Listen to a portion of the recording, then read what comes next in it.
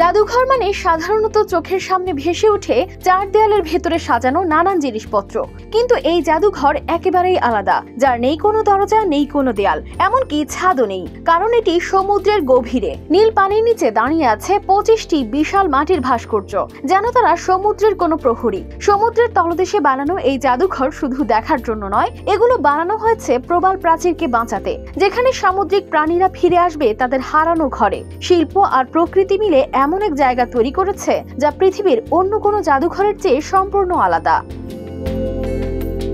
কলম্বিয়ার আইলা ফুয়ের্তে দ্বীপের কাছে এই অদ্ভুত জাদুঘর।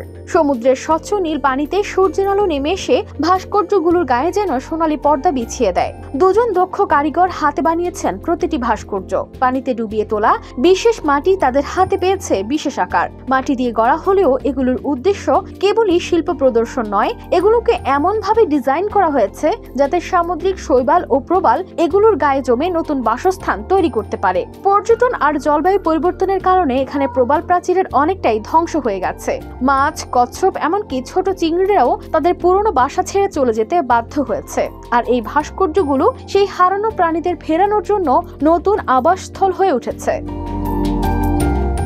পানির নিচে ধীরে ধীরে যখন শৈবাল গজায়, তখন ছোট মাছ এসে লুকায়, কচ্ছপ ঘুরে বেড়ায়, আর প্রবালগুলো ফুলের মতো রঙিন হয়ে ওঠে, ঠিক যেন সমুদ্র আবার তার পুরনো হাসি ফিরে পাচ্ছে।